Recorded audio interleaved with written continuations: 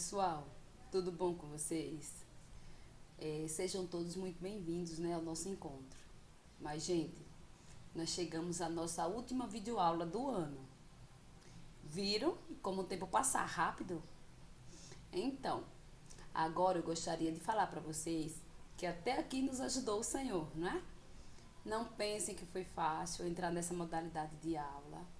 Eu sei que para vocês também não foi fácil. E para nós também, professores, de forma alguma, certo?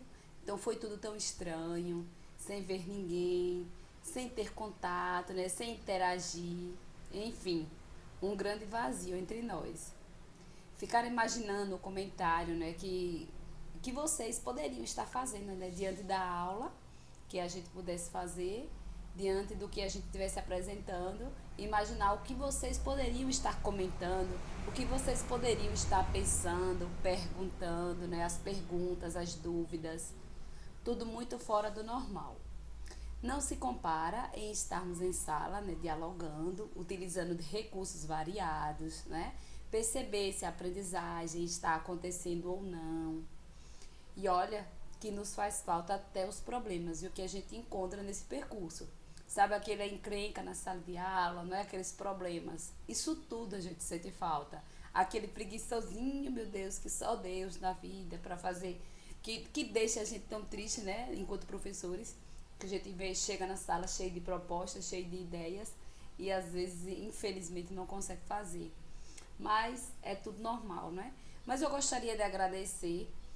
Primeiramente eu agradeço a Deus, né, por estar aqui, por ter a oportunidade de realizar o meu trabalho, né, ainda que de maneira diferenciada, mas eu tenho que agradecer, né, nós estamos aqui, vivos, né, com saúde. Agradecer a todos vocês, né, que é muito ou pouco, que participaram das nossas aulas, né, assistindo. Eu espero que eu tenha contribuído de alguma forma com o desenvolvimento de cada um, certo?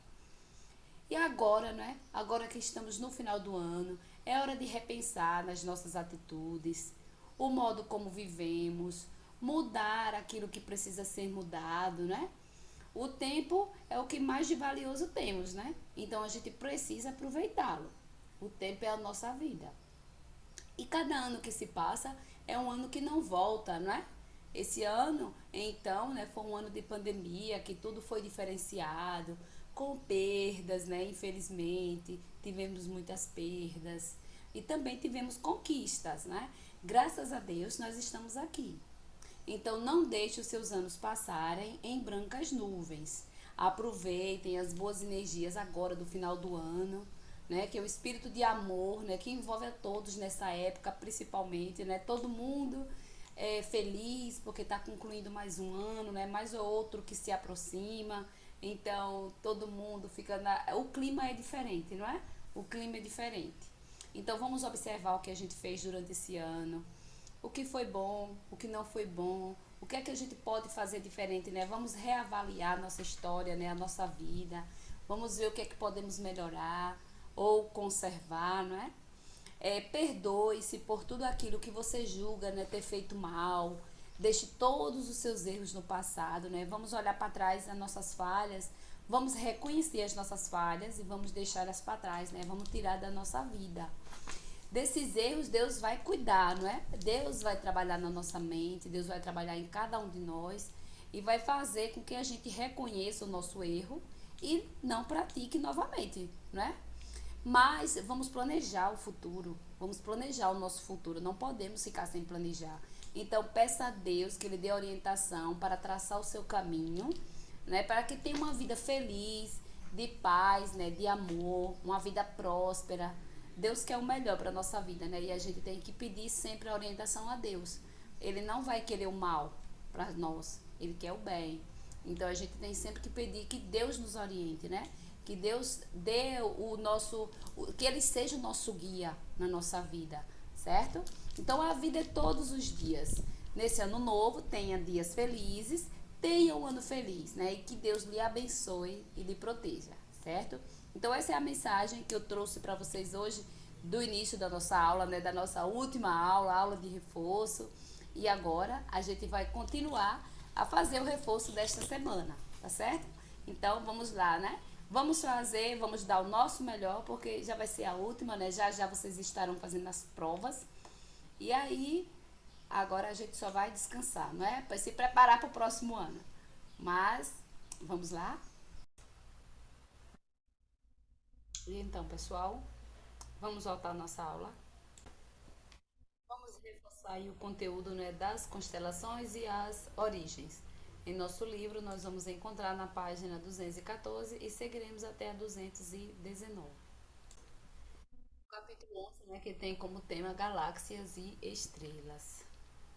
E aí nós vimos que ó, com o desenvolvimento da astronomia, descobrimos, no entanto, que o Sol é apenas uma entre o imenso número de estrelas no universo. E, embora a distância possa parecer pequenos pontos luminosos, muitas estrelas são bem maiores que o Sol. Então, nós veremos mais sobre como o ser humano interpretava o céu no passado e como o conhecimento científico permitiu conhecer as galáxias e as estrelas que formam o universo. Vamos lá. As constelações. Gente, antigamente, né? As primeiras observações do céu eram feitas a olho nu. Não existia nenhum aparelho, né? Não existia nenhum telescópio. O telescópio passou a ser utilizado a partir do século XVII, né? Na antiguidade, quando os primeiros povos passaram a observar as estrelas, eles tinham a mesma impressão de que temos hoje ao olhar para o céu, sem nenhum instrumento. Quando a gente olha, a gente vê aqueles pontos lá e a gente tem a ideia de que as estrelas estão umas dos lados das outras, né? Tipo, com a mesma distância da Terra, uma próxima da outra. Mas, aí dessa forma, o ser humano começou a imaginar agrupamentos de estrelas, formando imagens, né? Formando gravuras aí. Olha aí, nós vimos esse exemplo aí. Esses agrupamentos de estrelas são formados pela mente humana, certo? Pelo imaginário humano. Não quer dizer que elas estejam lá agrupadas, só pela visão.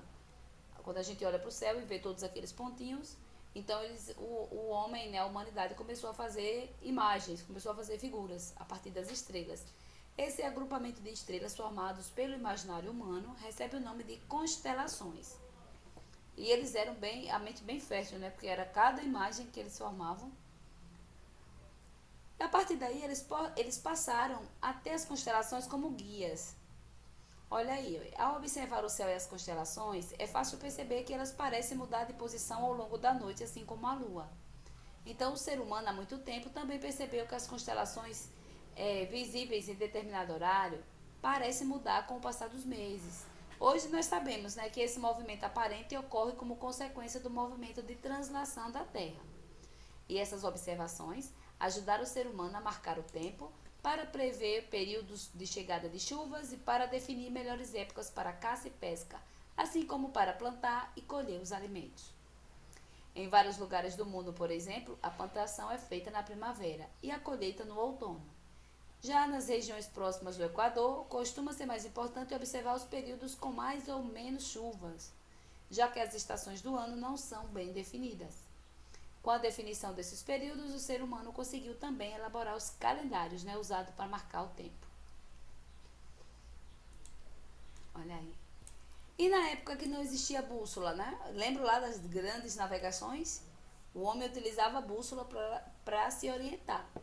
Então, na época em que não existia nem a bússola, as estrelas, né, as constelações eram ponto de referência. Olha aí, ó. Devido ao formato esférico da Terra, algumas constelações só podem ser vistas em um dos hemisférios terrestres. A constelação do Cruzeiro do Sul, por exemplo, não pode ser vista por quem está na Europa. Se a Terra fosse plana, veríamos a mesma parte do céu de qualquer lugar dela, né? Mas ela não é plana, ela é esférica. Então, tem coisas que a gente consegue ver, tem coisas que do outro lado do mundo não consegue ver, e por aí vai. As interpretações dos fenômenos celestes variam de acordo com a cultura e a época, entre outros motivos, devido à diferente localização geográfica de cada grupo humano. Aí tem exemplos dados aí no Brasil, né? Os indígenas, que eles identificam o céu com constelações importantes, né? Por exemplo, a constelação da Ema, do Cruzeiro do Sul e a do Escorpião. A constelação do Homem Velho, né? Constelação de Touro e de Órion. São observações feitas pelos indígenas. Gente, calendários antigos. Nós acabamos de falar, né? Que essa observação ajudou o homem a fazer os calendários. Aí vamos conhecer um pouquinho sobre os calendários antigos. Registros de mais de 5.000 anos indicam que muitas civilizações se valeram dos fenômenos celestes para fazer calendários e medir a passagem do tempo. Os calendários, em geral, foram construídos a partir dos movimentos da Lua e do Sol. O calendário ocidental, adotado atualmente, por exemplo, tem como base os movimentos do Sol e deriva do calendário criado pelos romanos no século 8 a.C. Já os calendários islâmico, judaico e chinês têm como base os movimentos da Lua. Veja na figura um calendário solar, olha aí, conhecido como Pedra do Sol, usado pela civilização asteca que ocupava a região central e sul do atual México e teve seu auge nos séculos XV e XVI. Acredita-se que esse calendário era usado para determinar as estações do ano e atividades agrícolas. Nele, o ano era dividido em 18 meses de 20 dias. Além do calendário solar, usava-se um calendário ritual, com uma contagem diferente de tempo e usado também para fazer previsões sobre o futuro. No Brasil, foi descoberto em 2006, no Amapá, um possível observatório construído por povos indígenas que habitavam o local há mais de 1.000 anos. Ele demarcaria alguns fenômenos celestes, como o solstício de verão, que é 22 de dezembro, e o solstício de inverno, que é 21 de junho. Esse observatório foi chamado de Stonehenge da Amazônia, em comparação ao Stonehenge da Inglaterra, um monumento de pedras cujo centro aponta o local em que o sol nasce durante o solstício de verão. Deixa aí.